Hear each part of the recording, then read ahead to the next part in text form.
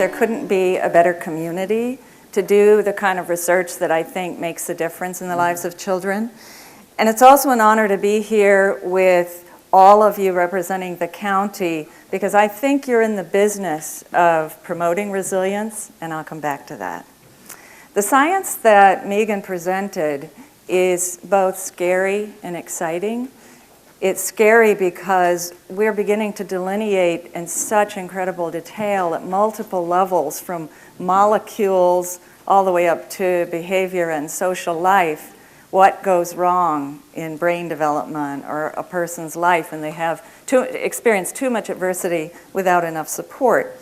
But it's exciting because the same research is also revealing how incredibly adaptive the human brain and development truly are. And fortunately, the brain is not left to its own devices to develop. There's a lot of adaptive and protective systems that envelop brain development throughout a person's lifespan. So in my brief time, I want to begin with just talking about resilience, and I'm going to move forward and talk about the ways that you might think about the county's business of promoting resilience in children and families that you serve. Resilience is all around us. I'm sure that every one of you has experienced many people in your own life who you would identify as resilient.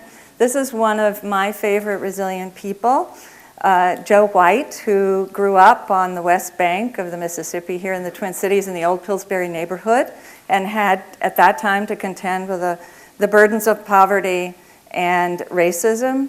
And yet he had a wonderful family, grew up to become a wonderful and competent human being, and a professor at the University of California, Irvine, now retired. And he has received many honors in the Twin Cities, ranging from the highest honor given by De La Salle High School, where he graduated, to the highest honor given by the University of Minnesota. I also, in my work with homeless, refugee, and disadvantaged children in the Twin Cities, in this county, and many other places around the world as well, encounter remarkably successful parents and children every day. You can visit any shelter in the Twin Cities and directly observe individual children and parents who are striking to you and how well they're contending with quite an incredible burden of stressors in day-to-day life. How do they do it? I also have experienced child soldiers recovering from war zones. We have many, many refugees from war zones, as you all know, in the Twin Cities, and many of them reside in Hennepin County, and they also convey an extraordinary story of resilience. I want to tell you a little bit about one individual case. This child was affected by not by Hennepin County, but by Los Angeles County. And it gives you a sense of how counties interact with a child's development. I'm going to call this child Sarah. That's not a real name, and this case study has been published. But I met Sarah when I was part of a clinical team doing my internship at UCLA, and she was 2.5 years old when I met her. And what you're looking at here on this chart is her growth curve. This is a typical growth chart of a child. The top line is height, the bottom line is weight. And everything looks like it's going well for this child during the first year. And then her development went off track, and she basically stopped growing sometime between 12 and 15 months of age. When I met her, everybody was incredibly concerned. Her behavior was strange, she wasn't growing, and she was in the custody of the county. And they were asking the question of this team at UCLA, what's going on with this child? What can we do? They were hospitalizing her with the question, a profound question, should we place her in some sort of an institution, or should we place her for adoption? That's a big question in a child's life. And so this team set up to try to figure out what was going on with this child, what explained that sudden turn of developmental direction and what could be done about it. And we discovered some important facts about her history. First of all, she was born into the county system in a sense, because she was born to a homeless mother who was on the street till she went into labor, went to a hospital, the child was born, and then a day later this parent abandoned the child and she was placed in her first foster care home, and everything went well. It was a really good fit for this little girl, and she flourished, and the county kept very, like many counties do, kept very good track of how she was doing, sent her to the pediatrician and so forth. So we had wonderful records of her development to look at. Well, then when she was about 12 months old, her foster father, who she's very attached to, became critically ill and abruptly died. And the foster mother had a terrible reaction to the loss of her husband and couldn't deal with things after that. And when this child was 15 months old, she called up the welfare department and said, "I'm overwhelmed, I can't take care of the kids in my care anymore, and I need you to come get them today." So this child was picked up by a total stranger, taken to a new foster home, and left there, and she went into a developmental tailspin from which she had not recovered when she was hospitalized. And the question we then had to ask, well, was there something different about this child? Or was this basically an expectable reaction to a calamity in a young child's life? Every possible test was done to ensure that there was nothing physically wrong with this child. And we concluded, this team, after an extensive evaluation, that she needed a new home that was well matched to her needs. And we were told by a social worker who was one of those dynamos of which we have many in Hennepin County. She said, "You write me a prescription for a family and I'll fill that prescription," because she was taken with this little child. So we wrote the prescription, and I'll let you think about, while I'm talking, what you would have put on your prescription. You can ask me that in the question period later, what we put on our prescription. But this social worker filled the prescription with a wonderful family, and this was, this was her response. She made a spectacular recovery across the board as soon as she was placed and adopted into a well-matching family, and she has grown up into a lovely young person. And I'll come back to Sarah in a minute. I want to talk a little bit more about the phenomenon of resilience, what we've been learning. I don't have much time, so I can't go into a lot of detail, but I've written a lot about this, and you can read all about it in as much detail as you wish. And then I want to talk specifically about a resilience framework for action, because you're all in an active business of promoting resilience.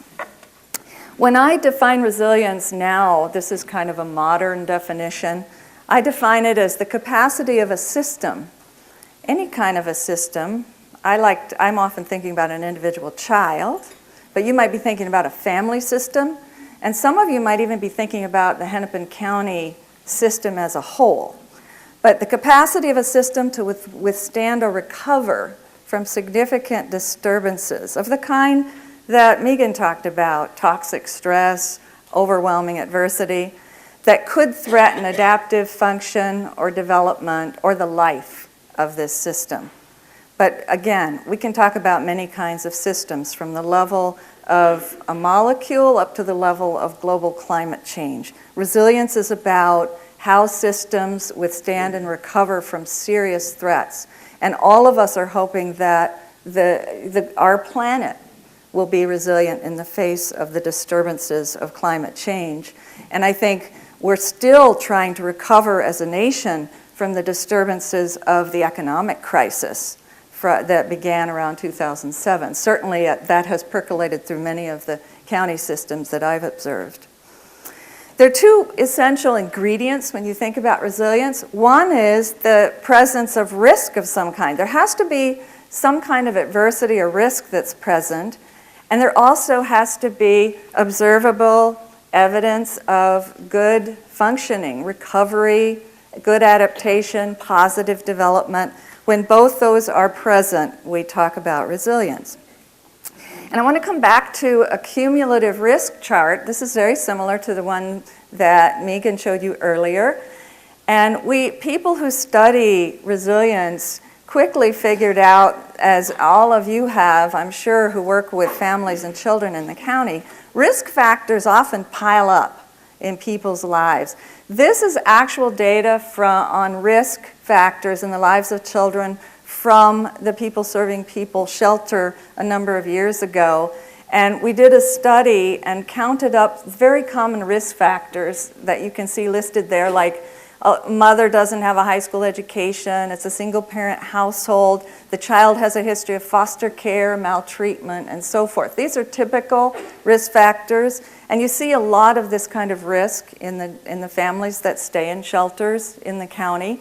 And what you can see here is the higher the risk level gets, the more of these risk factors that are present in the life of a child, the more problems they show on this measure of behavioral problems, disruptive aggressive behavior. This is the child behavior checklist. 50 is the average level in the general population.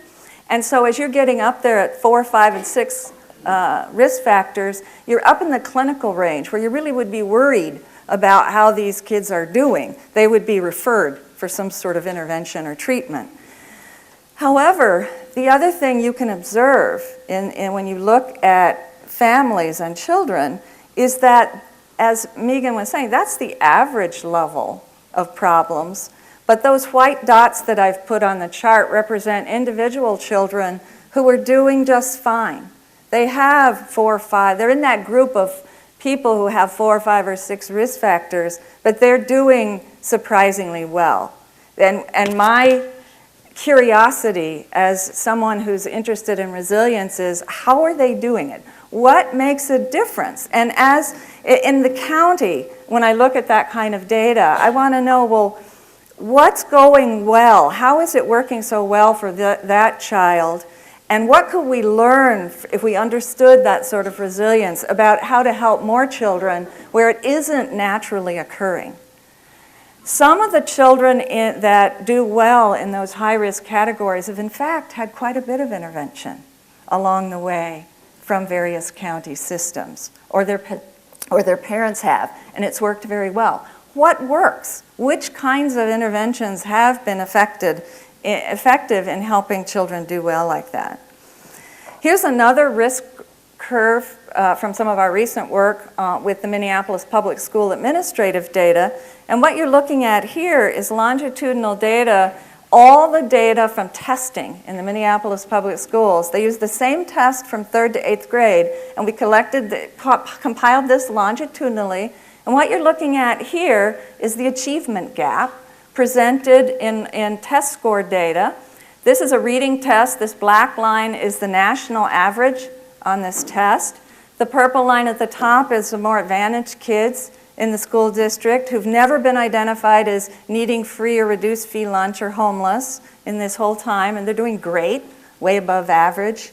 And then you have these two groups of children. The green line is children on free and reduced, mostly free, and some reduced fee lunch. They're way below the national average.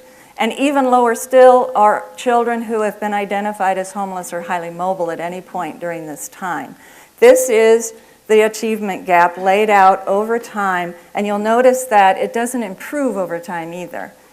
There's no improvement, the gap remains. But I want to talk about resilience, and this doesn't portray resilience, it portrays risk.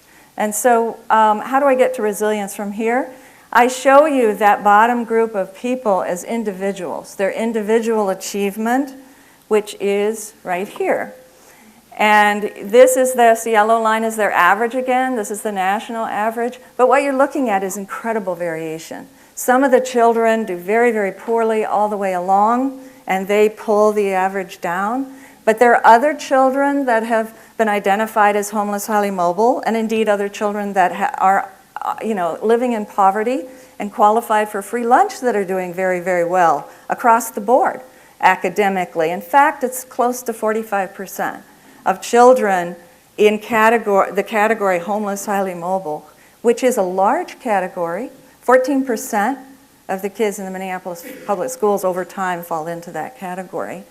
There's a lot of variability. How do we explain these children that are doing so much better than other children and often have encountered many of the same risk factors? What makes the difference? Well, in our research in the Minneapolis School District, we were able to figure out from administrative data that children do better when they attend school. Attendance is good. We can tell from their early reading scores that children who are reading well in first grade do much better later on in achievement. Getting off to a good start with reading in first grade is an important protective factor, particularly for high-risk children. We also, in our studies of children in shelter, have looked at children and studied their families in more detail to learn about data that schools can't collect. And we've observed great parenting quality is an important predictor of school success, and so is cognitive self-regulation skills, some of those executive functions that use this part of the brain that Megan was talking about. When we measure those skills while kids are in shelter, we can predict how well they're going to do in school. And one point I wanted to add here is that there's an effort afoot to try to integrate some of the county data with some of the district data. And if we could do that in a careful, de-identified way, we could do some interesting analyses to learn even more about what of the county systems work to promote good academic achievement in school and so forth. There are many different patterns of resilience. These are 3 classic patterns. And all of these patterns are associated with high risk or adversity. Pattern A is that there's a group of people out there in the world, you may know some, who hold a steady course of good functioning. They grow up very steadily and well despite a lot of adversity. There's another group, pattern B, that like little Sarah, who are doing fine and then something terrible happens and their development goes off track. And then when we get better conditions for them, they recover. So that's pattern B. And then there's another pattern C, where a child gets off to a very difficult start, perhaps because their family's unable to care for them, perhaps because they're in a neglectful sort of orphanage somewhere in the world. And then they are adopted into a very favorable environment, or the county intervenes and tries to help the family, and then you see resilience as they begin to recover. What have we learned about what makes a difference and how to promote resilience? First, we've learned that dose matters. How much risk and adversity you face matters, and you have to keep that in mind. Timing matters. What you've experienced when.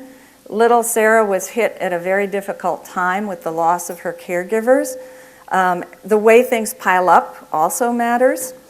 We've learned that the children, both infants that Megan was highlighting and older children and indeed adults, the people who make it through difficult times have more resources and protective influences. It doesn't look mysterious when you look closely at their lives.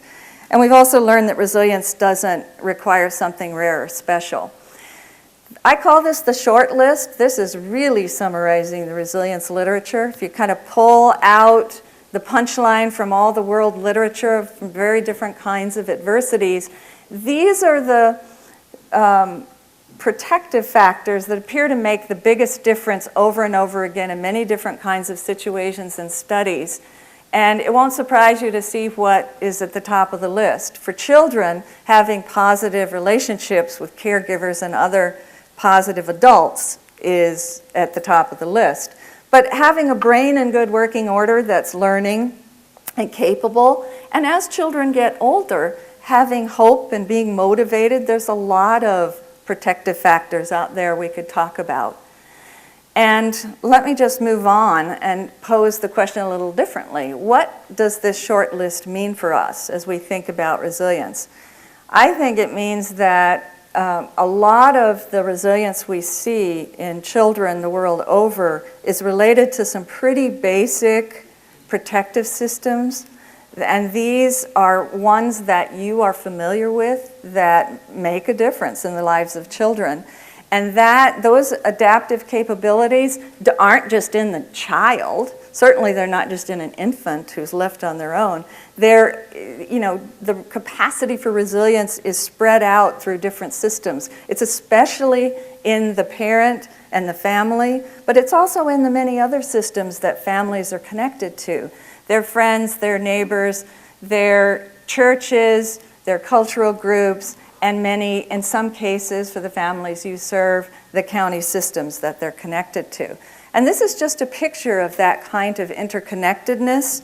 And I often study the child or the child in the family. But children and families are embedded and connected to many other systems. And you can go all the way up to our national policy if you wish to. And the blue zone here is where you would think about the county system and how it may interact with children. But if you take the county system and think about the ways in which you touch the lives of families and children, the activities of the county extend all the way down to individual children, and you also connect with state and national policies as well. I'm not going to talk about these systems, but I've delineated them so that you have them in your handouts that will, if they haven't already been posted online for you. These are the systems that are implicated by that short list. Some of them are in the individual or in the relationships that the individual has. And I want to underscore that families really matter, and a lot for children when you're trying to promote resilience. And thinking from a county perspective, a lot of the investment you make, I suspect already, is connected in some way with family.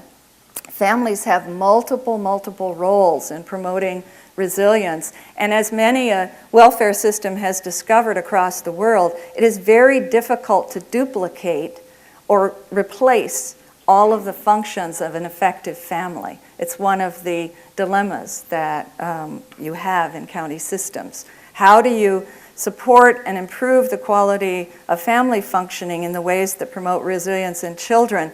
Because if you try to replicate that outside of a family, it's extremely difficult. But there are protective factors at other levels. Some are in the person, like their immune system. Some are in their culture and in their religious affiliations. And some of them are in the emergency response systems and other support systems that we have built into our communities to try to help out in emergencies. Emergency response, crisis nursery. These are all the ways in which local communities, counties, and those who try to help promote healthy development and positive development in children have organized themselves to try to support development and family life. In my view, and I think the literature is overwhelming in supporting this, the greatest dangers for children are when these basic protective systems aren't working for some reason. They may, in a disaster, they may have been destroyed, the parent may have been killed, or the parent may be impaired by their own mental health or substance use issues. You can damage a child if a child is mistreated or starved so that their brain doesn't get the nurturance it needs or the stimulation. That's very dangerous for children. But if we can nurture, protect, and restore the primary fundamental systems for human development, we can promote resilience, and we can build the capacity for resilience. There's a lot of new horizons in the study of resilience, and Megan is giving you some hints. Just as she was talking about toxic stress in terms of neurobiology, there is an emerging neurobiology on resilience as well. How do these biological systems work to promote resilience? And there's a whole new science of how can we invest strategically in what we call prevention economics. However, I don't have time to talk about all that. I just want to let you know. Science keeps growing. What I want to talk about is what is this framework for resilience that we can apply now. We cannot wait, children cannot wait for us to learn everything there is to know about the neurobiology of resilience and so forth. We have to, and the county has to act now when the clients come through the door or somebody's in trouble now. So how can you frame what you do from a resilience point of view that's congruent with what we've learned?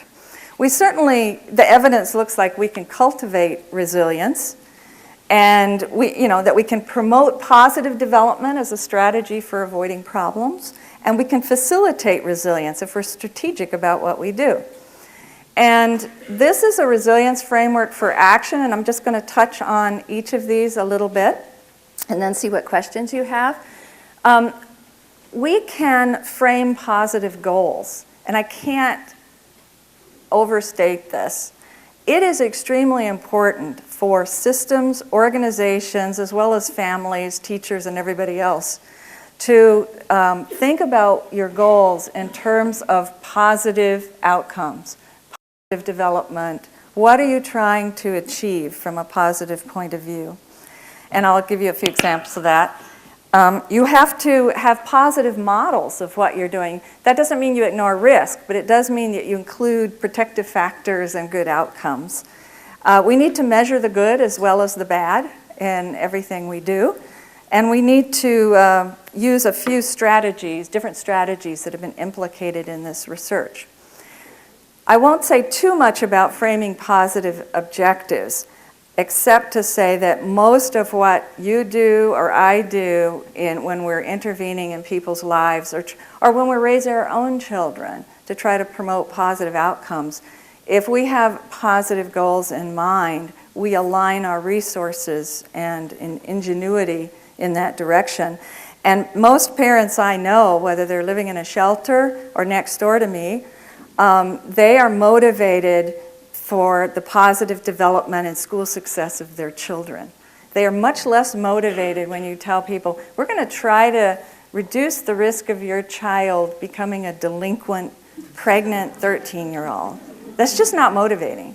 But when you talk to parents about children growing up to be successful and getting them off to a good start in school, they're on board. I have hardly met any parents ever, anywhere, that are on board with that.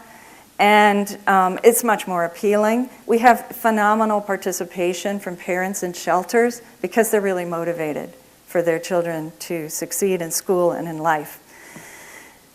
You have to think about positive outcomes, protective factors, and positive resources in addition to problems, vulnerabilities, and risk factors. I'll just leave it at that. We have to measure the positive, and this isn't just measuring the positive in children and families. We have to measure the positive in our county, too. How is the county doing well? What are the measures, what are the positive indicators that we're doing well or that a particular system within the county is doing well? And there are three basic strategies implicated by a resilience framework for what you might do. One is to reduce risk. If you're trying to promote positive outcomes and positive change, you can't ignore risk. You need to reduce risk exposure, adversity, trauma, and toxic stress. And I'll give you a few examples of that. But you also can build resources and assets into a child's life, or you can try to restore and mobilize the really powerful fundamental adaptive systems like a wonderful family or parent for a child. Here's a few examples of risk-focused strategies. And these are probably very familiar to you because counties are very engaged in these kind of risk reduction strategies, and they're extremely important. I think we could do much more than we do along the line of some of these, and you can probably think of some more.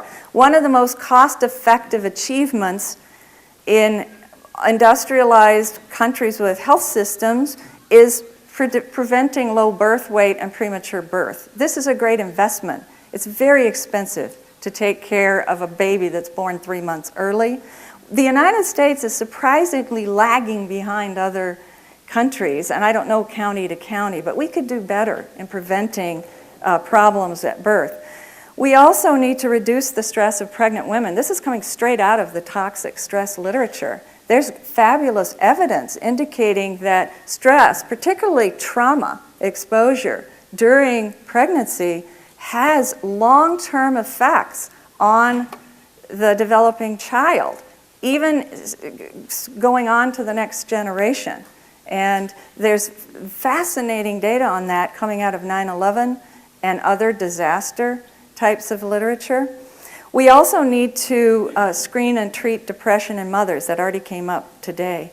That's a very important stressor for children, and that's something we can do something about. And the last one there is close to my heart. We can do better preventing repeated homelessness. I can't tell you how many families I see in shelters now that are having multiple bouts of homelessness, and it's very, very difficult for the mother, father, and children involved. We also can add assets to a child or parent's life. When you add resources, that also promotes resilience, particularly in high-risk families.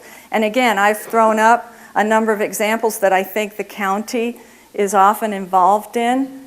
And one of the ones I just wanted to highlight here is to provide stable housing and case managers.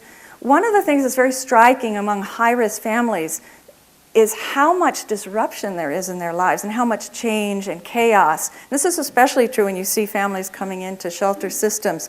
They're dealing with so much change, and their children are dealing with change. And some of the most effective programs for homeless kids stabilize the lives of the family. They stabilize the child in school or preschool. They stabilize the family and housing. They stabilize the people that the family interacts with to provide services.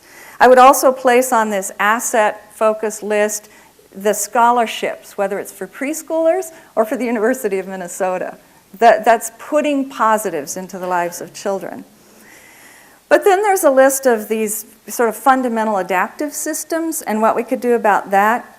Any efforts we make to foster a close and positive and secure attachment bond between a young child and family caregivers is an example of this. When we put mentors into a child's life, when we make efforts to ensure that a child is engaged, not just attending school, but engaged and motivated about school, when we provide opportunities for kids to feel successful so they get that sense of I can be somebody, I can do something, and develop their talents. These are all mobilizing some of the most powerful protective systems in human nature and development. But there's multiple ways to do it, and at the county level, you're intervening. There are many different ways that you are touching the lives of children. And many of you, there was probably a very long list of all the ways in which people in this room are trying to reduce risk, add assets, or mobilize these powerful adaptive systems for child development. And they are interrelated. One of the challenges I think for you to consider is, could we do a better job by coordinating what we do? I know there have been some efforts to do that, and I'm really proud to be on the board of the Northside Achievement Zone, because I think they're a very nice example of trying to coordinate and wrap all of the different kinds of supports around a family to provide what a child needs to develop well. Collaboration is involved. I'm very pleased to be part of the collaboration of the Hennepin County and the University of Minnesota, and also those two with the school districts around here and the many other organizations that are trying to work together to promote resilience in children. No one system, no one person has all of the know-how and talent and resources to make this happen. A few more comments and then I'll stop because I see my time is running out here. The interventions that work in the resilience literature are both developmentally informed. They have an understanding of human development, and they're also developmentally timed. They're culturally appropriate. I think I'm preaching to the choir here. Everybody here knows all this stuff. And they build on strength. They mobilize, they build on the positive, and they mobilize these powerful adaptive systems in human lives. And there's windows of opportunity for promoting resilience.